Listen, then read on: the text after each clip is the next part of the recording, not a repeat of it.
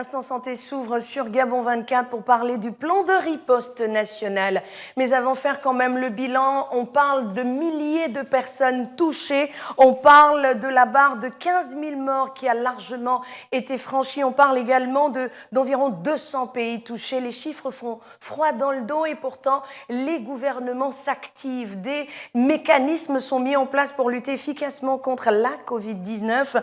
Comment est organisée justement cette riposte alors que, on le sait, la transmission est interhumaine. Tout le monde s'accorde sur des plans de riposte taillés sur mesure en fonction des besoins des pays. Des besoins des pays. Pour en parler, je reçois le docteur Annick Mondjo, qui est médecin de santé publique. Docteur, merci d'être avec nous. Bonjour. Lorsque l'on parle du Covid-19 ou de la Covid-19 selon l'OMS, il y a que tous ces chiffres font froid dans le dos, première lecture. La première lecture que j'aurais par rapport à ces chiffres, c'est que, en fait, ce qui surprend, c'est que les chiffres s'accumulent sur une très très courte période. Parce que si on regarde dans certains pays, entre la Covid et la grippe, parfois c'est la grippe qui donne plus de morts. Mais là, nous sommes avec un phénomène qui est un phénomène d'épidémie, de flambée épidémique. Et dans les flambées épidémiques, ce qui est très préoccupant, c'est la rapidité de survenue des cas. Ce qui est très préoccupant aussi, c'est que les populations qui sont atteintes ne sont pas protégées. Il n'y a pas d'immunité dans ces populations. Et donc, ça peut affecter vraiment de manière très rapide, d'une part, énormément de personnes au sein d'une même population, mais aussi se répandre dans d'autres pays. Et c'est cette rapidité de diffusion, avec ce potentiel où on est actuellement en pandémie, avec un potentiel d'atteinte de l'ensemble des pays dans le monde entier. Donc chaque jour, il y a des pays supplémentaires et au sein d'une population, à partir du moment où il y a une transmission qui est une transmission de type communautaire, tout le pays peut être très rapidement touché. Venons-en à ces plans de riposte qui sont entendus ci et là à travers la planète. L'élaboration du plan de riposte, vous y avez participé sur le plan sous-régional, mais également national. Pouvez-vous aujourd'hui nous détailler les éléments constitutifs d'un plan de riposte? D'accord. Donc, dans un plan de riposte, ce qui est important, c'est par rapport à une épidémie, c'est en fait un plan de contingence. On est en train de vouloir lutter contre une maladie et on doit anticiper en imaginant des scénarios. Donc, toute la chose est là, c'est d'avoir assez d'imagination, je dirais, pour pouvoir imaginer même les pires scénarios de la chose simple. Il va y avoir un cas. Il va y avoir plusieurs cas. Il va y avoir un cas qu'on va trouver à l'aéroport. Il va y avoir un cas qu'on va trouver dans un bateau. Il va y avoir peut-être un petit cluster de cas qu'on va trouver au sein d'une communauté. Ou bien on va avoir beaucoup de cas qui vont survenir dans un hôpital. Et en fonction de ces scénarios, on bâtit et on regarde de quoi a-t-on besoin pour faire face à cela. Et de quoi a-t-on besoin sur le plan sous-régional, brièvement, et sur le plan national? D'accord. Donc, ce qu'on a commencé à faire au niveau du Gabon, c'était un plan national. Donc, nous avions une ébauche de plan dès le début du mois de février qui a été consolidé pour que, je pense, le 10 février, on avait un plan qui était un plan budgétisé et qui a pu être présenté aux autorités pour dire ce dont on avait besoin. Maintenant, au niveau sous-régional, donc dans la zone CEMAC, afin de pouvoir harmoniser un petit peu les plans entre les pays, les uns et les autres ont présenté les plans qu'ils avaient. Au tout début, il n'y avait que 2 pays qui avaient fait leurs plans. Et après ça, le Gabon les autres. Partie. Le Gabon faisait partie, oui. Je ne dirais pas quel était l'autre, mais le Gabon faisait partie. C'est déjà bien. Et à l'heure actuelle, tous les pays de la sous-région ont un plan parce que c'est vraiment des choses urgentes. Nous avons mis en commun les plans. Nous avons mis en commun aussi ce qui s'appelle les outils qui permettent, par exemple, une fiche de renseignement sur un malade pour pouvoir travailler plus vite. Et voir, le plan sous-régional sert en fait à harmoniser les choses pour pouvoir travailler, par exemple, au niveau interfrontalier, pour pouvoir faire des commandes groupées. Mais ça ne remplace pas du tout le plan national. D'accord. Et parlant de ce plan national, comment le décliner aujourd'hui? Donc, le plan national, on va décliner que la première partie rappelle un petit peu l'historique, comment est venue la maladie, comment c'est venu en Chine, comment ça s'est développé, quels étaient les chiffres à l'époque, Ensuite, on rentre tout de suite dans les scénarios. Et après les scénarios, il y a quelque chose qui est assez structuré, parce que tous les plans de riposte contre des épidémies, il y a un petit peu les mêmes plans avec une architecture qui est donnée par l'OMS pour savoir quelles sont les stratégies que l'on doit utiliser. La toute première stratégie, je dirais, correspond même à la phase 1 de l'épidémie, c'est de pouvoir sécuriser au niveau des portes d'entrée, faire le renforcement de la capacité des portes d'entrée pour pouvoir dépister le plus tôt possible les cas qui seraient susceptibles d'entrer dans le pays. Parce que dans le plan de contingence, au tout début, il n'y a pas de cas dans le pays qui fait son plan de contingence. Et on suppose que ce qui est le plus facile, c'est que le premier cas de Covid puisse entrer par l'aéroport Léon-Mba en l'occurrence. Donc ça a été la toute première porte d'entrée sur laquelle on a travaillé. Dans cette stratégie, il y a que si on identifie un cas, il y a tout le travail qui doit être fait autour des cas pour pouvoir identifier les contacts. Donc, toute cette activité, c'est l'activité de la stratégie surveillance épidémiologique et porte d'entrée. D'accord. Une autre stratégie qui doit être mise en place, c'est la stratégie qui correspond à ce que nous appelons WASH, l'hygiène, eau, hygiène, assainissement. D'accord. À partir du moment où quelqu'un est malade d'une maladie, que ce soit Ebola, que ce soit la Covid, en tout cas une maladie épidémique, il faut que les services puissent intervenir pour pouvoir décontaminer, désinfecter, etc. Et il y a beaucoup d'activités qui se font dans ce domaine. C'est une autre stratégie. Il y a une stratégie qui est la communication. Donc, nous sommes en train de discuter ensemble. Ce sont également une stratégie où il y a deux niveaux. Il y a le niveau de la communication des risques et il y a le niveau de l'engagement communautaire. Qui est mené par la Croix-Rouge. Voilà, pas seulement par la Croix-Rouge. Nous sommes en train de travailler avec des équipes qui sont multisectorielles. Donc, je ne vais peut-être pas décliner toutes les stratégies qui sont dans ce plan, mais c'est ainsi que c'est architecturé. Pour pouvoir faire la cohésion de ces stratégies, généralement, on donne des sous-commissions qui travaillent, chacune travaille sur une stratégie. Il faut qu'il y ait une coordination au-dessus. Et qui gère la coordination ? La coordination est gérée actuellement par la commission technique.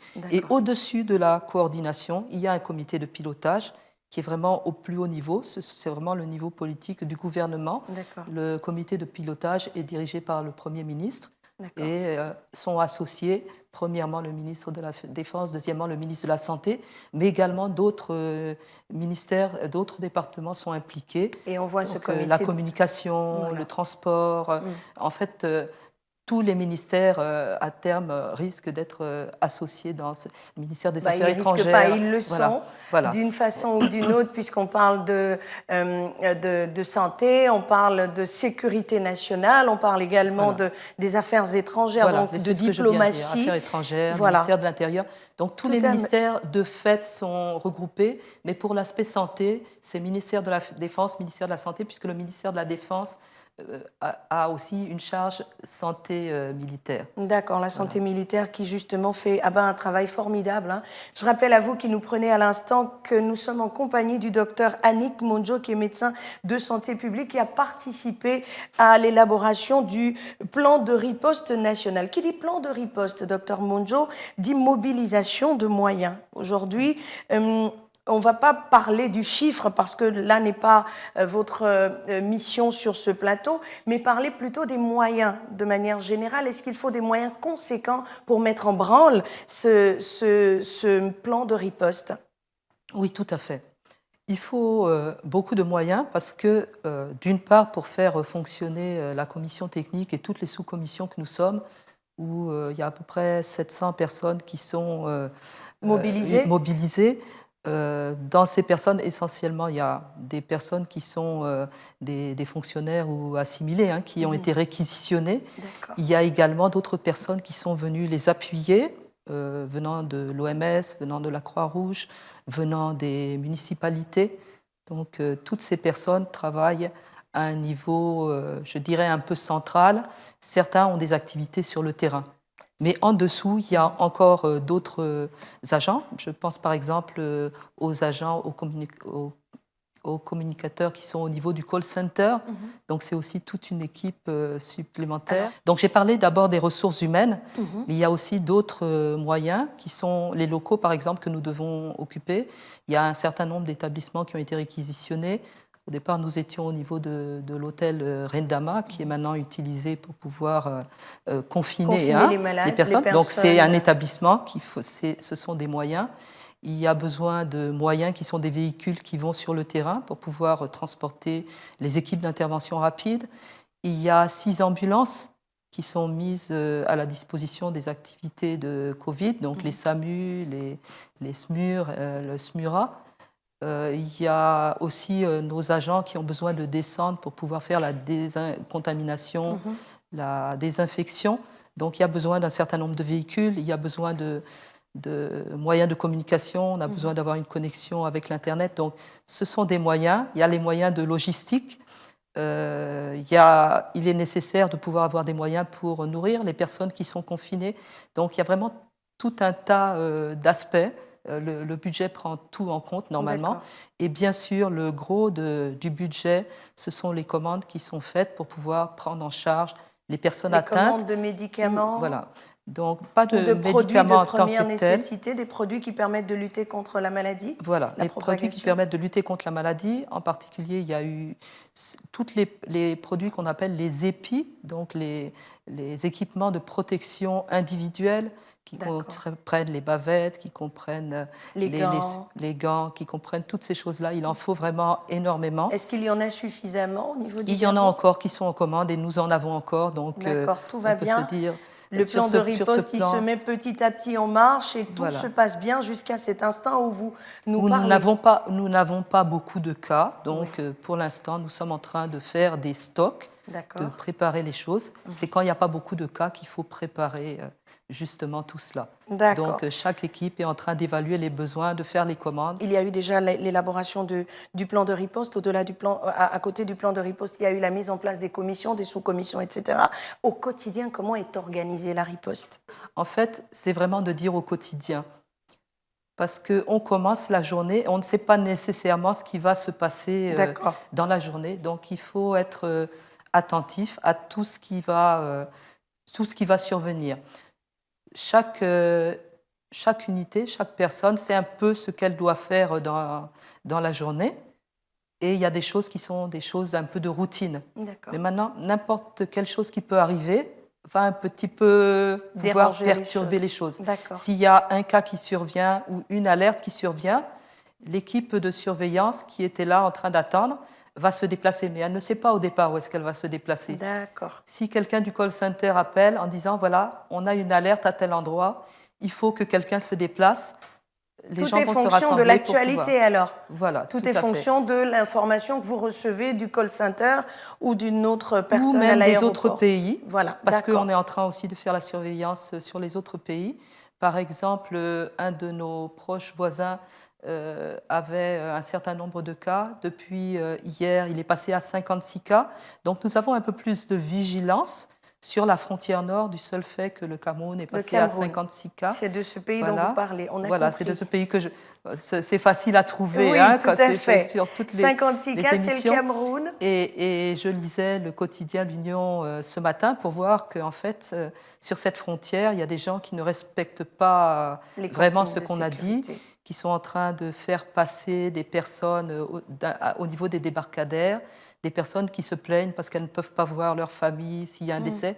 Mais c'est justement ces mesures qui sont de confinement, où personne ne rentre, personne ne sort, qui sont faites pour protéger les gens. Est-ce qu'en cas de décès, par exemple, d'une personne atteinte par la Covid-19, est-ce qu'en cas de décès, les autorités prennent en charge également l'inhumation sans que la famille ne soit informée, ou si elle est informée, est-ce qu'elle assiste ?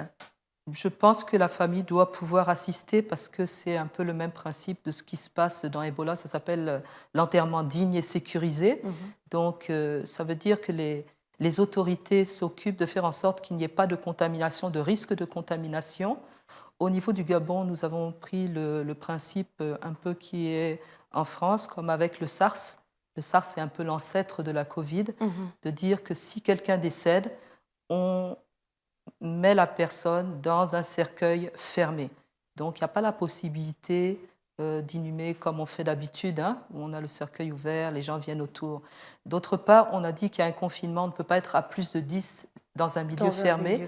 Donc oui. vous comprenez bien que l'enterrement ne se fait pas avec la famille comme d'habitude.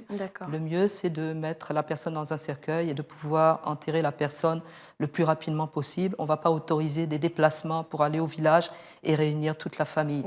Donc ça va aller à l'encontre des habitudes. Pour l'instant, nous n'avons eu qu'un cas à déplorer, hein. Nous avons 6 cas de Covid-19 qui ont été notifiés au niveau du Gabon et un décès. Et pour ce décès, ça s'est, je dirais, bien passé. Les autorités se sont entendues avec la famille. Maintenant, je sais que c'est difficile. C'est difficile.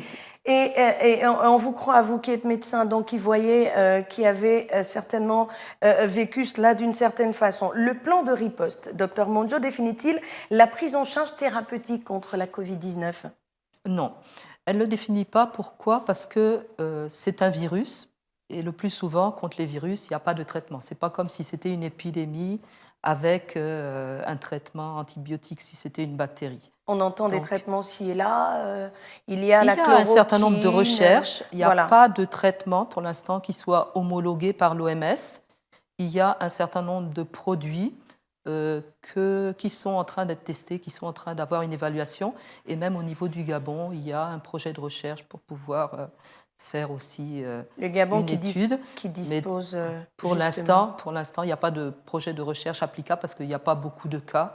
Et moi, j'espère il en faut combien pour lancer un tel projet de recherche Moi, je ne suis pas dans le projet de recherche. Hein. Je vais parler juste en tant qu'épidémiologiste. Ce qu'on sait au niveau statistique, c'est que pour faire une étude statistique, il faut au moins 30 personnes. D'accord. Donc, si on veut faire une étude avec plusieurs bras, il faut au moins 100 personnes. Donc, on est loin du compte. D'accord. Hein. Donc, pour l'instant, on peut pas penser à... les projets sont mis en stand-by. Hein. C'est au cas où. Mais par contre, en Chine, où ils ont pu faire des études sur leurs 44 000 premiers cas, oui, ils ont pu mener des études. En France, il y a un médecin qui a fait une étude sur moins d'une trentaine de cas qui n'a pas la validité pour dire que qu'un produit ou un autre est efficace. Mais 30 cas qui sont quand même guéris, d'après les informations qui nous sont relayées. De la Covid, il faut quand même le rappeler, 98% des personnes guérissent, en tout cas quand les systèmes de santé ne sont pas débordés. D'accord. Le taux de mortalité de la Covid est relativement faible. D'accord, mais on parlait d'un taux de létalité d'environ 15% pour les personnes d'un certain âge, de 0,5% pour d'autres personnes. Qu'en est-il réellement ? Jusqu'à 15 ans, grosso modo, il n'y a pas de létalité, il n'y a pas de forme grave. D'accord. Par contre, à partir de 40-50 ans, on peut voir des décès. On a même vu des décès chez des personnes plus jeunes. Je me souviens d'un homme qui avait 38 ans en Italie, ça a beaucoup choqué les gens, mais qui était rentré à l'hôpital pour un autre problème. Donc quand il y a des comorbidités, hypertension, diabète en particulier, il peut y avoir un plus gros risque. Maintenant, quand on est en train de parler de statistiques, on parle sur des populations, mais quand c'est vous ne pouvez pas faire de statistiques. Soit vous mourrez, soit vous survivez. Et on ne peut pas prédire au départ qui a fait une forme grave, qui ne fait pas une forme grave. Mais dans la Covid, il y a à peu près 20-25% de formes qui peuvent être des formes qui nécessitent une prise en charge. Le reste guérit seul, comme dans le cas de la grippe. Et dans les pays qui sont les plus gravement touchés, on dit même aux personnes qui n'ont pas de forme de grave de rester chez elles guérissent chez elles. Pour nous, ce n'est pas le cas. On peut encore hospitaliser, mettre en isolement, mettre en confinement les personnes qui ne sont pas des formes graves. Et on le fait pourquoi ? Même si les personnes ne sont pas des formes graves, on les isole afin qu'elles ne contaminent pas d'autres personnes. On en est à s'interroger quand même sur le niveau de contamination qui évolue de manière spectaculaire dans le monde. Il y a qu'au Gabon, nous n'en sommes pas à cette extrémité, Dieu merci. Mais qu'en est-il des zones de confinement ? Est-ce qu'il y en a suffisamment déjà réquisitionnées juste au cas où ? Parce qu'on a vu le Cameroun passer de quelques cas à plusieurs dizaines de cas. On a vu d'autres pays également dans la même situation, le Sénégal aujourd'hui avec l'état d'urgence d'urgence décrété par le président Macky Sall, la Côte d'Ivoire également qui a emboîté le pas. Toutes ces choses donnent matière à réflexion. Aujourd'hui, est-ce que le Gabon a suffisamment de zones de confinement pour accueillir les personnes qui seraient susceptibles d'avoir côtoyé celles qui sont actuellement en quarantaine? Est-ce qu'il y a suffisamment de réactifs au niveau des centres de recherche pour les examens? Qu'en est-il concrètement de la situation? Donc, au jour d'aujourd'hui, nous avons assez d'espace pour pouvoir confiner les personnes qui sont isolées, hein, qui ne sont pas en quarantaine. Parce que soit vous êtes malade, on a dit que vous êtes positif pour la Covid. Dans ce cas-là, il ne s'agit plus d'une quatorzaine. Dans ce cas-là, vous êtes malade, vous êtes hospitalisé jusqu'à ce que vous n'ayez plus de signes. Et quand vous n'avez plus de signes, que vous êtes guéri, vous devez encore subir 2 tests pour qu'on vérifie que le virus a disparu de votre organisme. Et toutes les personnes qui vous ont côtoyé durant cette période? Ce sont ces personnes-là que l'on met en quatorzaine. Non, que l'on met en confinement. D'accord. Celles que l'on met en isolement, ce sont les malades. D'accord. Et les autres sont en confinement? En confinement. Durant 14 jours? Ce sont des quatorzaines. Des quatorzaines. Merci, docteur. C'est toujours bien d'avoir un spécialiste sur le plateau. Donc, aujourd'hui, il y a suffisamment de réactifs, par exemple, pour les tests qui sont menés au niveau du Gabon? Pour l'instant, oui, il y a assez de réactifs. Il y a encore d'autres réactifs qui sont arrivés. Il y a encore d'autres réactifs qui sont en commande. Donc, le Gabon est suffisamment bien préparé. On dit même que le Gabon est le bon élève en termes de riposte. Est-ce qu'il faut attendre, docteur, qu'il y ait une trentaine de cas pour commencer à penser médicaments quand on a des centres de recherche comme le CIAMF, le CERMEL, qui sont suffisamment bien équipés au niveau sous-régional? Justement, c'est le CIRF qui est en train d'effectuer les examens de polymérase chain reaction, donc de PCR. Et il y a un agent au niveau du CIRF qui a été formé à Dakar, hein, avec les fonds de l'Africa CDC, et qui est revenu de Dakar avec des réactifs qui ont permis de faire les premiers diagnostics. Dernière question, avant de nous séparer, docteur. Tout le monde parle d'état d'urgence comme si c'était la phrase à la mode. État d'urgence ici, état d'urgence là-bas, état d'urgence sanitaire, on entend. Mais personne ne parle d'état d'urgence sociale. Les comportements n'évoluent pas. Les gens ne changent pas. Il y a des mesures qui sont prises, qui sont contre-productives parce qu'il n'y a véritablement pas un engouement du côté des populations. Que faut-il faire à ce niveau pour que le plan de riposte mis en place soit véritablement porte du bon fruit? Je pense qu'il faut écouter ce que disent les populations. Moi, je suis dans la sous-commission de communication des risques et engagement communautaire. Et je pense que pour arriver à faire passer les mesures, il est important d'avoir le retour de ce que posent des questions que les populations se posent. Je crois qu'il y a un certain nombre de mesures, il y en a eu beaucoup, hein, qui se sont succédées et certaines ne sont pas comprises. On a été obligé même de renforcer les choses avec ce couvre-feu.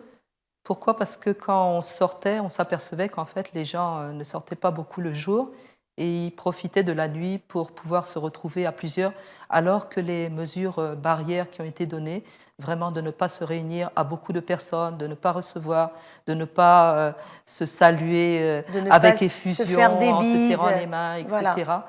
Ces mesures ne passaient pas parce que les personnes ne comprennent pas à quoi ça sert. Et généralement, dans un pays, quand on comprend à quoi ça sert, le nombre de cas est déjà trop élevé. Donc des gestes simples, se laver les mains à l'eau et au savon, souvent, se laver les mains à l'eau et au savon. En fait, c'est des gestes qu'on devrait faire tous les jours. Même pour Ebola, on devait se laver déjà les mains à l'eau et au savon. Les gens l'ont oublié. Il y a toutes ces mesures, se laver les mains à l'eau et au savon. Si on n'a pas le gel hydroalcoolique, mais je vois des gels hydroalcooliques partout, on ne sait même pas où c'est fabriqué. Il y a de l'eau, il y a du savon, lavez-vous les mains à l'eau, au savon, souvent. Tousser dans le coude. Tousser dans le creux du coude. C'est simple, ce sont des mesures simples. Ça permet même d'éviter d'autres maladies. Ça permet d'éviter aux enfants d'attraper les vers. Lavez les mains à l'eau, au savon, apprenez à vos enfants à le faire. Donc c'est des gestes simples. Merci docteur, ce sont ces gestes qui changent tout, qui repositionne les gens dans la société. Ce sont ces gestes qui sauvent des vies. Il faut le faire parce que la Covid est bel et bien réelle au Gabon et que les autorités ont mis en place un plan de riposte. D'où la présence sur notre plateau du docteur Annick Mondjo, qui est médecin de santé publique et qui nous a édifié sur un certain nombre de questions que vous vous posiez, oui, vous, chez vous. Merci beaucoup de nous avoir suivis. Merci, docteur. Merci. Et bonne continuation dans ce que vous faites. N'oubliez pas, toussez dans le creux du coude. Lavez-vous régulièrement les mains, ce sont les consignes des spécialistes, ils ont été formés pour vous, pour que vous soyez en bonne santé. Et puis, pourquoi pas, utiliser un gel hydroalcoolique. Nous, on le fait ici systématiquement. Je vais vous en donner aussi, voilà, Merci. pour que vous ayez de quoi faire, de quoi vous nettoyer les mains. Et parce puis, qu'on a... il faut faire tous les temps. Hein. Voilà, les 7 Il faut temps. frotter Les deux, voilà. entre les doigts. Ensuite, Hein. on fait comme Il faut, ça. et il faut après, frotter les pouces. Hein. Et On vous va pouvez frotter remonter les pouces aussi et pour jusqu'au- frotter sur Voilà. les poignets. Voilà, Merci. ce sont les 7 temps du lavage des mains qui nous ont été appris ici par un colonel de santé militaire. Merci beaucoup à vous de nous avoir suivis. L'information se poursuit sur Gabon 24.